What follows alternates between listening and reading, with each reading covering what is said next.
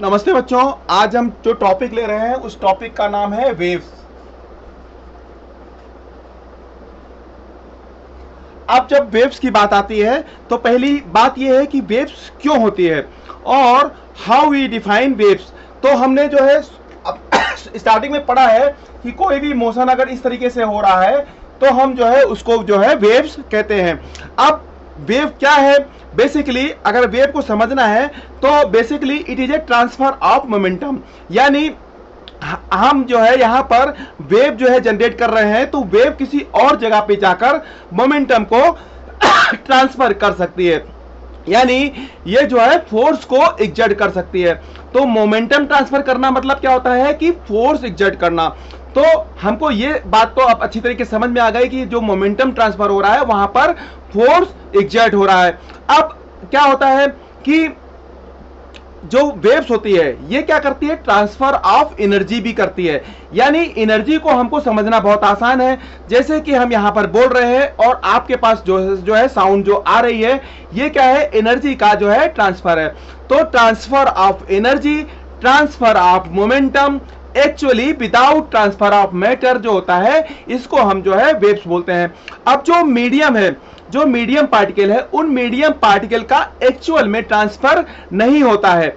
अब जो है इस जो प्रॉपर्टी है, जो वेव्स की प्रॉपर्टी है, इसको जो है पुराने जमाने में हमारे जो किंगडम है उसमें इनको इस्तेमाल किया जाता था। जैसे कि हमको अगर कोई अपनी साउंड को, अपने को कोई मैसेज कन्वे करना है तो हम यहाँ पर मैसेज जो टाइप करते हैं वो जो है दूसरी जगह पे पहुंच जाता है, या हम जो है कॉल करते हैं तो हमारी साउंड जो है दूसरी जगह पर पहुंच जाती है। लेकिन जब पुराना समय था, जब इतनी टेक्नोलॉजी एडवांस नहीं थी, तो उस समय ये जो प्रॉपर्टी थी, जो वेव की प्रॉपर्टी थी, इसका इस्तेमाल करके जो मैसेज रहता था वो जो है कन्वे किया जाता था। मान लो कोई स्टेट है, स्टेट के अंदर कोई कैपिटल है और कैपिटल में जो है एक किंग जो है वो जो है बैठा हुआ है और उसके जो सोल्जर्स हैं वो जो है 500 किलोमीटर दूर जो है डिस्टेंस पे वो वहां पर जो है डिप्यूटेड है।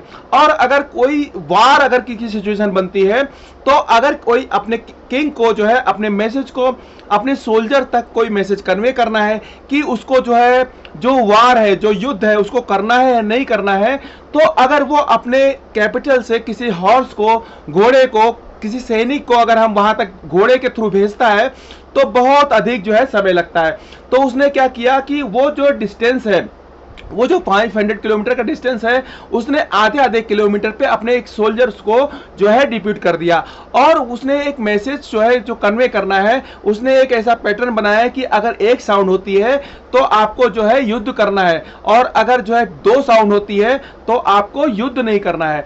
तो जो है जो सैनिक है, जो पहला जो सैनिक है जो फर्स्ट जो कैपिटल के पास में है, उसने एक साउंड क्रिएट किया और जो दूसरा सैनिक है जो आधे किलोमीटर पे है तो उसी साउंड को सुन के उसने भी एक जो है ड्रम को स्टिक किया और एक साउंड क्रिएट किया। और जो वो साउंड थी वही जो थर्ड सैनिक था उसके पास पहुंची, उसने भी एक ड्रम पे जो है स्टिक किया और एक साउंड क्रिएट हुई।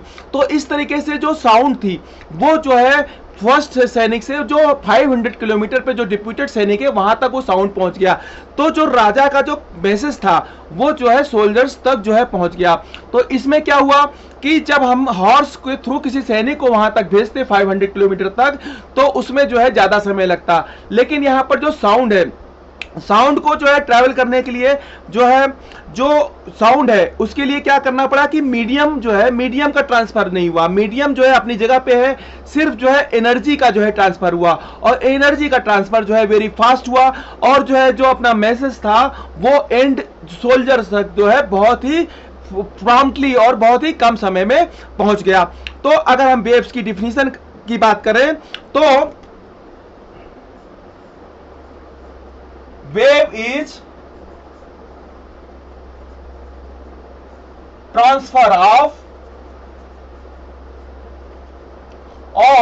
energy and momentum actually without transfer of medium। तो ये जो डिफिनीशन है कि वेव क्या है, wave is transfer of momentum and energy without actual transfer of material. तो जो है ये हमारा जो डिफिनीशन हो गया कि wave is transfer of energy and momentum without actually transfer of medium, ये हमारा डिफिनीशन हो गया। अब जो वेव्स है, वेव्स को जो है क्लासिफाई बहुत तरीके से किया जा सकता है। तो जो वेव है, वेव का जो क्लासिफिकेशन है, वेव का जो क्लासिफिकेशन है उसको जो है, वेव का जो क्लासिफिकेशन है, वेव के क्लासिफिकेशन को जो है 3 कैटेगरी में जो है डिवाइड किया गया।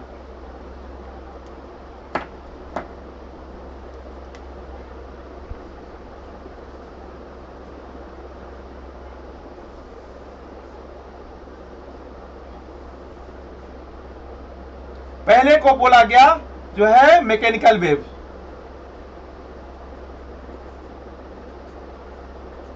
जो दूसरा है उसकी कैटेगरी को बोला गया नॉन मैकेनिकल वेव,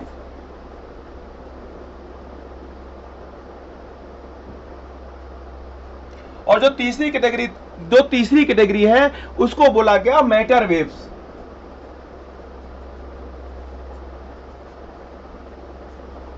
तो जो पहली कैटेगरी थी जिसको हम बोलते हैं मैकेनिकल वेव्स, तो वो वेव्स जिनको जो है प्रोपेगेशन के लिए मीडियम की जरूरत होती है। जो मैकेनिकल वेव्स होती हैं इनको प्रोपेगेशन के लिए मीडियम की जरूरत होती है, और जो मैकेनिकल वेव्स होती हैं इन पर जो है हम न्यूटन्स के लॉज को जो है हम अप्लाई कर सकते हैं, यानी पार्टिकल के ऊपर force equal to mass into acceleration equation को हम अप्लाई कर सकते हैं।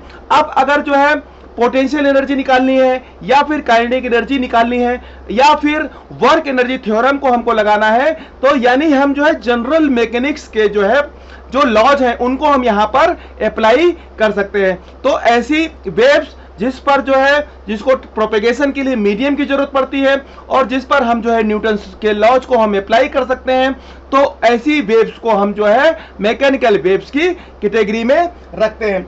वो जो नॉन मैकेनिकल वेव्स होती हैं, नॉन मैकेनिकल वेव्स होती है उनको हम जो है इलेक्ट्रोमैग्नेटिक वेव्स को हम जो है नॉन मैकेनिकल वेव्स की कैटेगरी में रखते हैं। तो जो नॉन मैकेनिकल वेव्स होती हैं इन पर जो है हम न्यूटन्स के लॉज को एज इट इज जो है नहीं अप्लाई कर सकते हैं। तो और जो हमारी जो मैटर वेव्स होती है, मैटर वेव्स को हम बोलते हैं डी ब्रोगली वेव्स। तो हमारा जो जेईई मेंस का सिलेबस है उसमें मैकेनिकल वेव्स और मैटर वेव्स के बारे में जो है पूछा जाता है, पर एडवांस की बात आती है तो वहां पर mechanical waves, non mechanical waves और मैटर वेव्स तीनों के बारे में जो है पूछा जाता है। तो अगर हम जो है मैकेनिकल वेव्स की बात करें तो मैकेनिकल वेव जो होती है इसमें जो है require medium for propagation and apply Newton's laws of motion।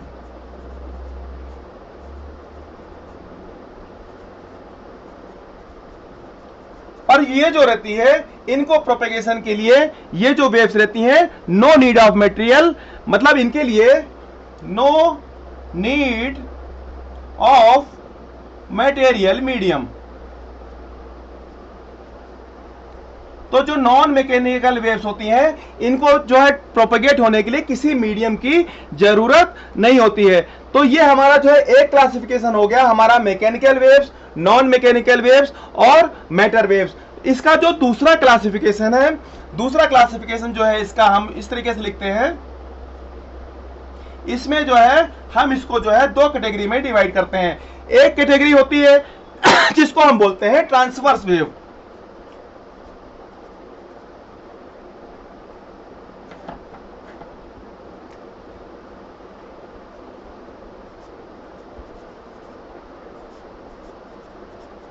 और जो दूसरा होता है उसको हम बोलते हैं लॉन्गिट्यूडिनल।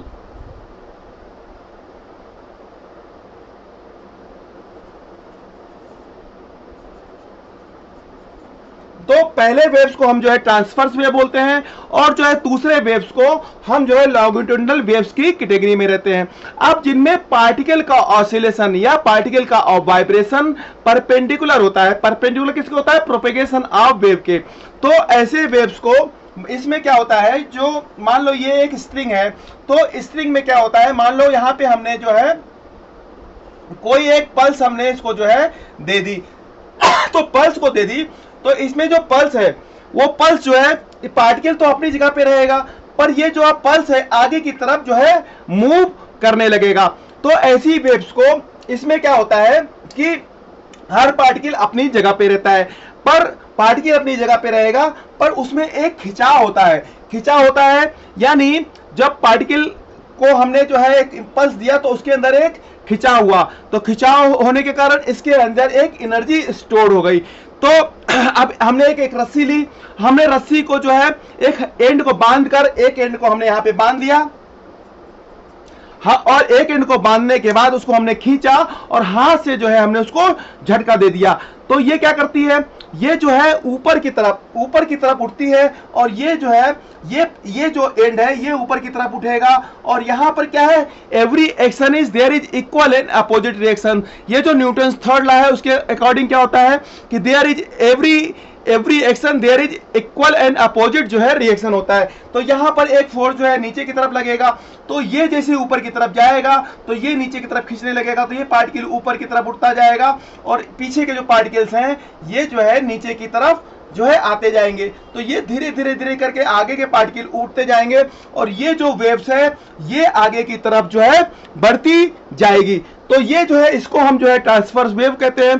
तो इसमें क्या होता है, जो डिस्प्लेसमेंट ऑफ पार्टिकल होता है वो perpendicular to propagation of waves होता है। जो वेव्स ऑन स्ट्रिंग्स होती है ये इसका जो है एग्जाम्पल होता है। और जितने भी नॉन मैकेनिकल वेव्स में क्या आती हैं, जो हमारी जो है इलेक्ट्रोमैग्नेटिक वेव्स आती हैं।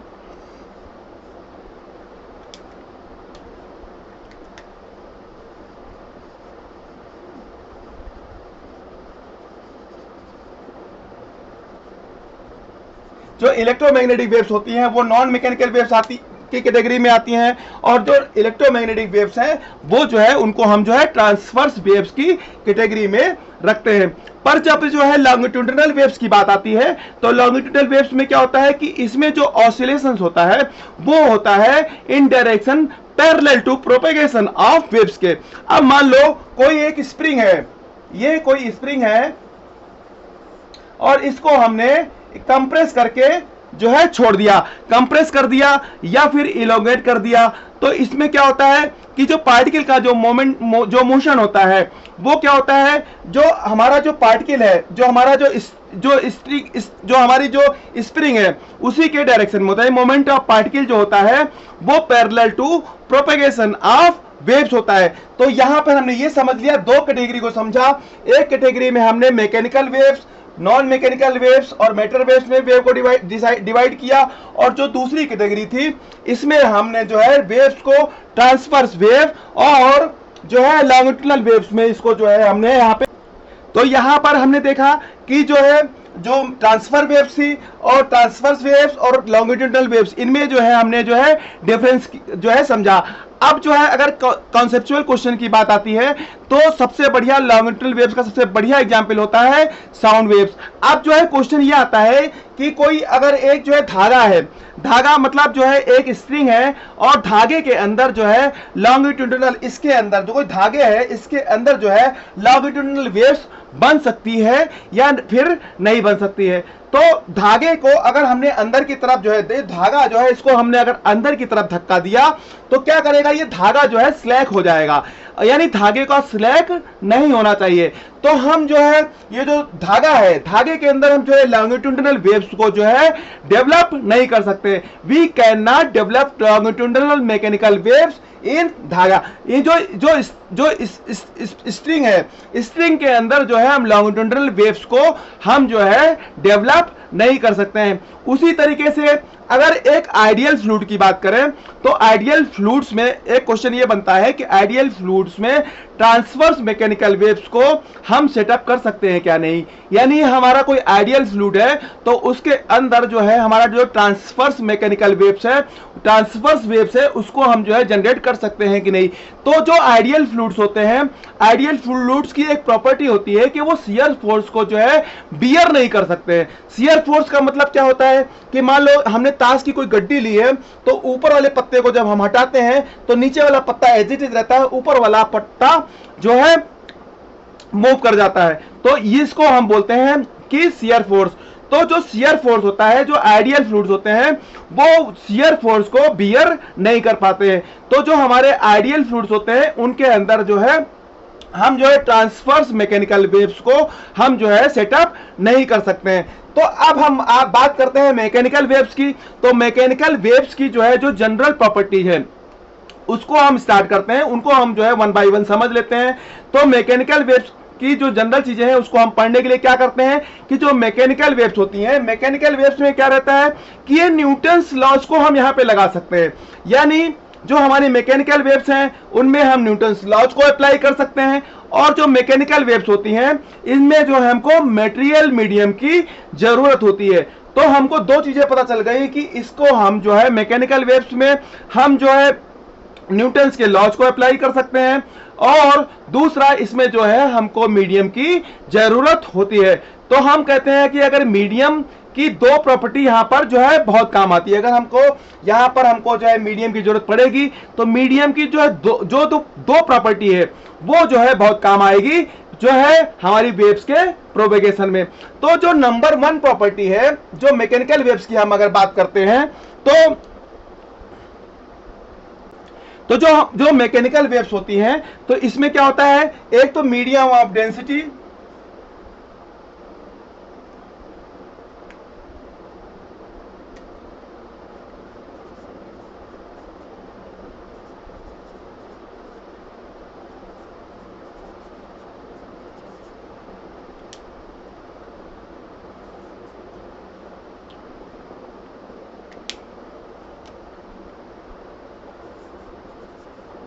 और दूसरा क्या होता है इलास्टिक मीडियम। तो मीडियम ऑफ डेंसिटी और जिसे हम कहते हैं जो है इनर्शियल प्रॉपर्टी। तो मीडियम ऑफ डेंसिटी की जरूरत पड़ती है और मीडियम जो है इलास्टिक होना चाहिए। अब इलास्टिक जो है, इलास्टिक मीडियम का मतलब क्या होता है कि जो मीडियम है वो इलास्टिक अगर हो रहा है तो इसका मतलब क्या होता है कि हमने फोर्स लगाकर किसी बॉडी को डिफॉर्म कर दिया, और लेकिन जैसे ही हम डिफॉर्मिंग फोर्स को हटाते हैं तो वो जो है अपने ओरिजिनल शेप और साइज में आ जाएगी या फिर आने की कोशिश करेगी। तो उस प्रॉपर्टी को हम जो है इलास्टिक प्रॉपर्टी कहते हैं। तो जो है मैकेनिकल वेव्स में जो है हमको दो चीजें समझ में आ गई कि एक तो ये जो है न्यूटन्स लॉ को अप्लाई हम यहाँ पे कर सकते हैं, दूसरा जो है मटेरियल मीडियम की जरूरत होती है। तो मटेरियल की जो मीडियम है, मीडियम की जो दो प्रॉपर्टी है, एक तो हम बोलते हैं, एक प्रॉपर्टी को हम बोलते हैं मीडियम ऑफ डेंसिटी और दूसरी प्रॉपर्टी को हम बोलते हैं इलास्टिक मीडियम। तो इलास्टिक प्रॉपर्टी जो है क्या होता है, हमने जो है देखा कि जब हम किसी बॉडी को डिफॉर्म कर देते हैं और हम डिफॉर्मिंग फोर्स लगाते हैं और उसको हटा देते हैं तो वो अपने ओरिजिनल शेप और साइज में जो है आ जाती है। तो ये जो प्रॉपर्टी होती है इसको हम जो है इलास्टिक प्रॉपर्टी करते हैं। यानी मीडियम इलास्टिक होना चाहिए और मीडियम जो है मीडियम इलास्टिक होना चाहिए और मीडियम जो है इनर्शियल होना चाहिए। इसको हम बोल सकते हैं इनर्शियल प्रॉपर्टी।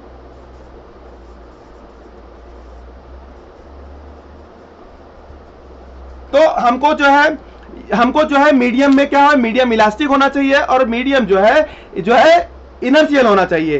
तो हमने मान लो कोई स्ट्रिंग है और स्ट्रिंग को यहां पर हमने एक स्ट्रिंग को जो है एक पल्स दे करके हमने छोड़ दिया। तो ये जो इंपल्स है, अब इस इंपल्स की अगर हम बात करें तो ये क्या है, यहां पर एक ऊपर की तरफ फोर्स लगता है। तो हमें ये पता है कि जब भी कोई फोर्स लगता है तो वहां पर इक्वल अपोजिट एक जो है रिएक्शन फोर्स लगता है न्यूटन्स थर्ड लॉ के अकॉर्डिंग। यानी हम जब देखते हैं कि जैसे जैसे ये पार्टिकल जो है ऊपर की तरफ इसमें फोर्स लगेगा तो उसी के अकॉर्डिंग जो है नीचे की तरफ जो है एक जो है रिएक्शन फोर्स लगेगा। तो ये जैसे जैसे ऊपर की तरफ जाएगा तो नीचे की तरफ जो रिएक्शन फोर्स है वो जो है ज्यादा होता जाएगा। तो पीछे के पार्टिकल जो है नीचे की तरफ आते जाएंगे और आगे के पार्टिकल जो है ऊपर की तरफ जाएंगे। तो ये धीरे धीरे करके ये जो पल्स है ये जो है आगे की तरफ मान लो v वेलोसिटी से जो है आगे की तरफ मूव करेगा। तो स्ट्रिंग जो है, जब स्ट्रिंग पे हमने जो है पल्स दिया तो क्या है, इसकी लेंथ जो है, अब ये लेंथ तो जो है इसकी जो है बढ़ेगी क्योंकि ये जो है ऊपर की तरफ जा रहा है। यानी इसके अंदर एक इलास्टिक पोटेंशियल एनर्जी स्टोर होती है। हमें लगेगा कि पल्स आगे बढ़ रही है, पर पल्स जो है आगे नहीं बढ़ रही है। ये जो पार्टिकल है ये ऊपर की तरफ मूव कर रहे हैं और हमें लग रहा है कि पल्स आगे की तरफ मूव कर रही है। तो वेव जिस स्पीड से आगे बढ़ती है उस वेलोसिटी को हम जो है वेव वेलोसिटी के नाम से जानते हैं। तो अब हम जो है कुछ टर्म डिसाइड कर लेते हैं, कुछ टर्म डिसाइड करते हैं जो कि हमको वेव्स को समझने में बहुत अधिक जो है मदद करे। तो हमने देखा कि जो कोई भी पार्टिकल है वो पार्टिकल जो है अगर जो है उसको हमने ऊपर की तरफ जो है एक पल्स दे करके हमने जो है इसको एक पल्स दिया तो ये पल्स जो है यहाँ पे ऊपर की तरफ फोर्स लगाएगा, तो यहाँ वाले पार्टिकल पे एक नीचे की तरफ इक्वल एंड अपोजिट फोर्स लगेगा न्यूटन थर्ड लॉ के अकॉर्डिंग, और वो पल्स को नीचे की तरफ लाएगा। तो जो पार्टिकल है, पार्टिकल जो है स्ट्रिंग का जो पार्टिकल है ये ऊपर की तरफ जाता जाएगा और पीछे के पार्टिकल जो है नीचे की तरफ आते जाएंगे। तो पार्टिकल जिस स्पीड से ऊपर की तरफ ऊपर नीचे आते हैं उसे पार्टिकल की हम जो है वेलोसिटी बोलते हैं। इसको हम जो है पार्टिकल जो है जिस स्पीड से ऊपर और नीचे की तरफ मोशन करता है तो इसको हम पार्टिकल की वेलोसिटी कहते हैं। और ये जो है दोनों जो है अलग अलग जो है कॉन्सेप्ट होते हैं। अब अगर हम फेस वेलोसिटी की बात करें तो फेस वेलोसिटी में पूरा जो डिस्टरबेंस है, जो पूरा डिस्टरबेंस है किस स्पीड से जो है आगे की तरफ बढ़ता है वो जो है इसकी जो है फेस वेलोसिटी कहलाती है। तो हमारा जो पहला जो यहां पर जो है टर्म है, हम कुछ टर्म को समझ लेते हैं जो कि हमको वेव्स को समझने में बहुत अधिक मदद करेंगे। तो हमारा जो पहला टर्म है इसको हम बोलते हैं फेस वेलोसिटी। तो हमारा जो पहला टर्म है वो क्या है, फेस वेलोसिटी। तो फेस वेलोसिटी क्या होता है, इसको हम जो है जनरली जो है v से रिप्रेजेंट करते हैं। जो फेस वेलोसिटी होता है इसको हम v से रिप्रेजेंट करते हैं। अब जो है इसको किस तरीके से डिफाइन करेंगे, it is a speed with which propagation of waves occur. It is a speed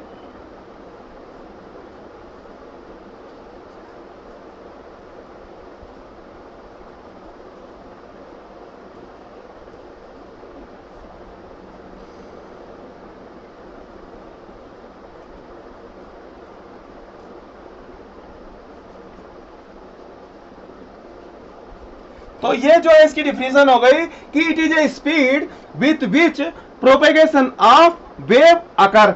अब जो है साउंड जो है, साउंड की अगर स्पीड की बात करें तो जो साउंड की स्पीड है ये 332 मीटर पर सेकेंड होती है। तो ये क्या है, इसको हम क्या बोलेंगे, फेस वेलोसिटी। यानी एक सेकेंड में जो साउंड है उसका जो है फेस जो है 332 मीटर जो है 332 मीटर जो है आगे की तरफ पहुंच जाएगा। तो जो मैकेनिकल वेव्स होती है, मैकेनिकल वेव्स की हम बात करें तो मैकेनिकल वेव्स में जो स्मॉल एम्पलीट्यूड होती हैं जनरली जो उनकी फेस वेलोसिटी होती है वो जो है कांस्टेंट होती है। और जो है कांस्टेंट कब होती है, आइसोट्रोपिक मीडियम। तो आइसोट्रोपिक मीडियम की अगर हम बात करें तो आइसोट्रोपिक मीडियम का मतलब होता है कि मीडियम जो है एक जैसा होना चाहिए। तो हमने फेस वेलोसिटी को डिफाइन किया।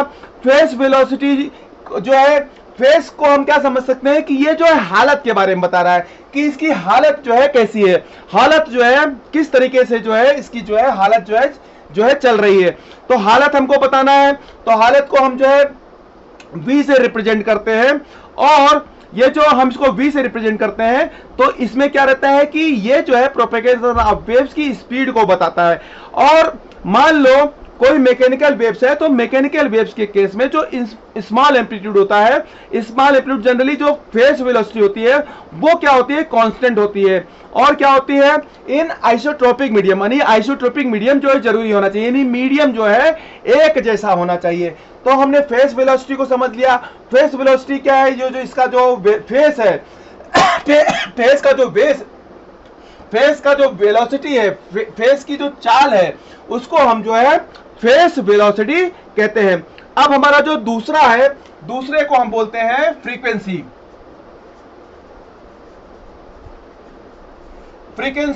और फ्रीक्वेंसी जो है हमको, फ्रीक्वेंसी को अगर हमको डिफाइन करना है तो क्या इसको इस तरीके से डिफाइन कर सकते हैं कि it is A number of cycle पर सेकेंड, नंबर ऑफ साइकिल पर सेकेंड जो है इसको हम बोल सकते हैं इसको हम बोलते हैं जो है फ्रीक्वेंसी। तो फ्रीक्वेंसी क्या हो गई? It is A number of cycle पर सेकेंड। और ये जो फ्रीक्वेंसी है किस बात पर डिपेंड करेगा? तो जो फ्रीक्वेंसी होती है, फ्रीक्वेंसी जो है जनरेटर पर डिपेंड करता है, यानी जो जनरेटर होता है जो फ्रीक्वेंसी को जनरेट करता है उस पर जो है ये जो है डिपेंड करता है। मान लो हम कोई स्ट्रिंग है और स्ट्रिंग को हमने जो है 10 झटके दिए 1 सेकेंड में, तो उसकी जो फ्रीक्वेंसी होगी वो 1 सेकेंड में 10 जो है साइकिल पर सेकेंड हो जाएगी।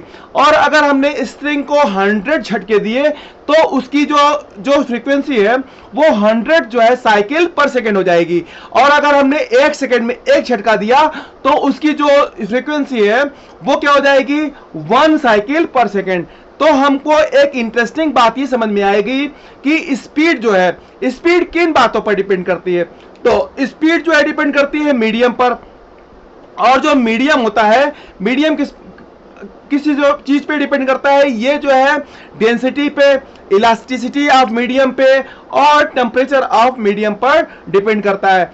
अब जो अगर कोई हमको ये कहे कि स्पीड जो है 332 मीटर पर सेकेंड होगी, तो अगर कोई व्यक्ति है तो अगर पर्सन टू पर्सन जो है व्यक्ति का जो है पिच जो है वेरी करता है, पर उसकी जो स्पीड होती है वो जो है सेम रहती है। अगर ऐसा नहीं हो तो गर्ल्स और बॉयज की जो पिच होती है वो जो है अलग अलग होती है, पर उनका जो साउंड को जो है ट्रैवल करने का जो टाइम रहता है वो जो है सेम ही रहता है। तो जो स्पीड रहती है, स्पीड जो है हमारी जो है मीडियम पे डिपेंड करती है।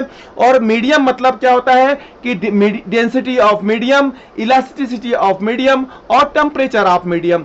तो हमारी जो स्पीड है, स्पीड जो है मीडियम पे डिपेंड करती है।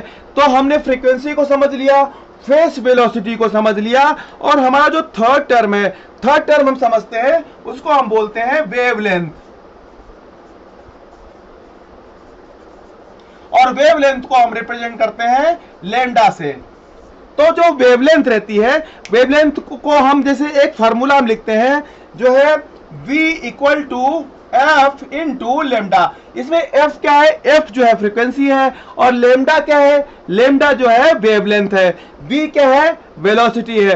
तो अगर हम जो है वेवलेंथ की बात करें तो it is a distance between two consecutive point which are in same phase. अब मान लो कि कोई जो है वेव्स इस तरीके से जो है ट्रेवल कर रही है, तो इसकी जो है डिफिनेशन की हम बात करें तो मान लो कोई दो कॉन्जिक्यूटिव पॉइंट है, तो कॉन्जिक्यूटिव पॉइंट मान लो एक पॉइंट हमारा एक ये है और एक पॉइंट हमारा जो है दूसरा पॉइंट हमारा जो है ये है। तो एक पॉइंट हमारा ये है, एक पॉइंट हमारा ये है और एक पॉइंट हमारा जो है ये है। तो हम जो अगर वेवलेंथ की बात करें तो it is distance between two consecutive point which are in same phase. तो ये जो दो पॉइंट है ये सेम फेस में है, ये दोनों पॉइंट सेम फेस में है, और ये दोनों पॉइंट जो है सेम फेस में है। तो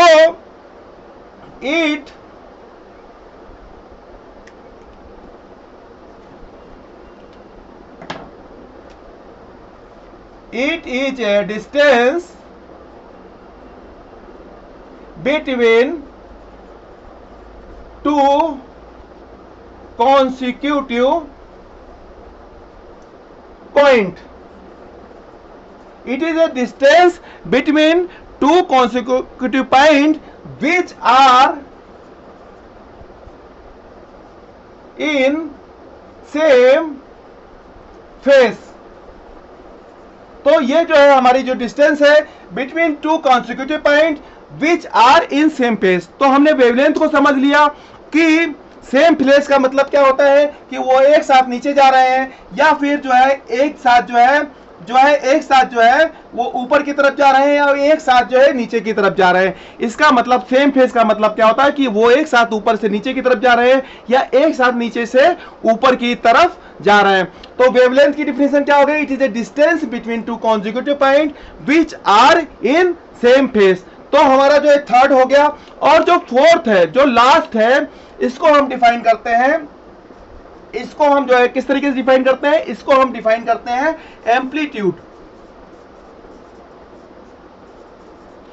एम्पलीट्यूड ऑफ वेव्स। तो एम्पलीट्यूड ऑफ वेव्स क्या होती है कि it is A maximum distance. ये क्या होती है, ये जो है इट इज मैक्सिमम डिस्टेंस। अब जो है मान लो ये वेव्स है, तो वेव्स की जो मैक्सिमम डिस्टेंस है, ये जो मैक्सिमम डिस्टेंस है इसको हम क्या बोलते हैं, इसको हम बोलते हैं एम्पलीट्यूड। जो मैक्सिमम डिस्टेंस होती है इसको हम जो है एम्पलीट्यूड बोलते हैं। और ये किस पे डिपेंड करता है, ये जो है जनरेटर पर डिपेंड करता है। हमने हाथ को ज्यादा ऊपर की तरफ उठा दिया तो इस एम्पलीट्यूड ज्यादा आएगा, और हमने हाथ को थोड़ा सा उठाया तो वहां पर जो है एम्पलीट्यूड कम बनेगा। तो हमने जो है चार टर्म को डिफाइन, जो बेसिक टर्म थी जिसको हमको वेव्स में बार बार यूज करना है, और इन्हीं टर्म से हमारी पूरी वेव्स की जो है थ्योरी चलेगी और हमारे वेव्स के कॉन्सेप्ट क्लियर होंगे। तो हमने फेस वेलोसिटी, फ्रीक्वेंसी, वेवलेंथ और एम्पलीट्यूड को यहां पर समझा। अब इसके आगे के जो लेक्चर होगा उसमें हम जो है बेसिक कॉन्सेप्ट समझेंगे, और उसमें हम समझेंगे प्रोग्रेसिव वेव्स क्या होती हैं, स्टैंडिंग वेव्स क्या होती हैं, और इनके जो बेसिक प्रॉपर्टीज क्या होती हैं, इनके बेसिक इक्वेशन क्या होते हैं, इनकी बेसिक जो है ग्राफ्स कैसे बनते हैं, तो इसके बारे में हम समझेंगे। तो थैंक यू बच्चों, थैंक यू वेरी मच।